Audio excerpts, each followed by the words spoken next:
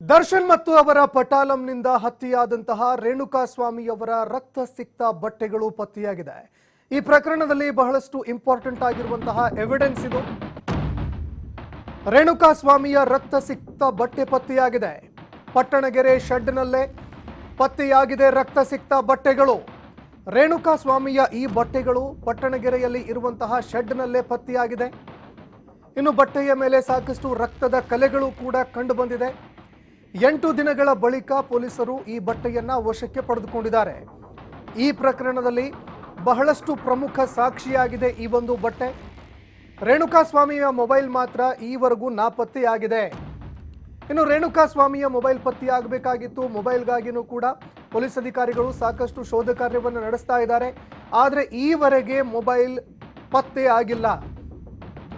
ಇನ್ನು ಮೊಬೈಲ್ ಅನ್ನ ಏನು ಮಾಡಿದ್ದಾರೆ ಎನ್ನುವಂತಹ ಪ್ರಶ್ನೆಗೆ ಉತ್ತರ ಹುಡುಕೋದಕ್ಕೆ ಈಗ ಪೊಲೀಸ್ ಅಧಿಕಾರಿಗಳು ಮುಂದಾಗ್ತಾ ಇದ್ದಾರೆ.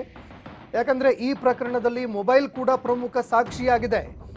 ಆ ಮೊಬೈಲ್ನಲ್ಲಿ ಇದಕ್ಕೆ ಸಂಬಂಧಪಟ್ಟಂತೆ ಕಾಲ್ ರೆಕಾರ್ಡಿಂಗ್ಸ್ ಆಗಿರಬಹುದು.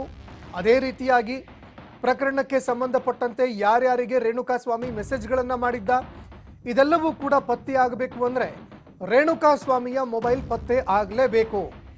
ಹೀಗಾಗಿ ಮೊಬೈಲನ್ನು ಪತ್ತೆ ಹಚ್ಚೋದಕ್ಕೆ ಪೊಲೀಸರು ಇನ್ನಿಲ್ಲದ ಹರಸಾಹಸ ಪಡ್ತಾ ಇದ್ದಾರೆ.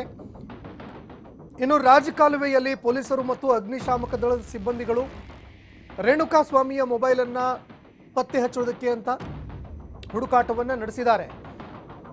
ಇನ್ನು ರೇಣುಕಾಸ್ವಾಮಿಯ ಮೊಬೈಲು ಈ ಪ್ರಕರಣದಲ್ಲಿ ಬಹಳಷ್ಟು ಪ್ರಮುಖವಾಗಿರುವಂತಹ ಒಂದು ಸಾಕ್ಷಿಯಾಗಿದೆ. ಇನ್ನು ಅದೇ ರೀತಿಯಾಗಿ ರೇಣುಕಾಸ್ವಾಮಿಯ ಬಟ್ಟೆ ಕೂಡ ಪತ್ತೆಯಾಗಿದೆ. ಆತನ ಮೇಲೆ ಹಲ್ಲೆ ಮಾಡುವಂತಹ ಸಂದರ್ಭದಲ್ಲಿ ಏನೆಲ್ಲ ರಕ್ತ ಸಿಕ್ತವಾಗಿತ್ತು ಬಟ್ಟೆ, ಆ ಬಟ್ಟೆ ಈಗ ಪತ್ತೆಯಾಗಿದೆ.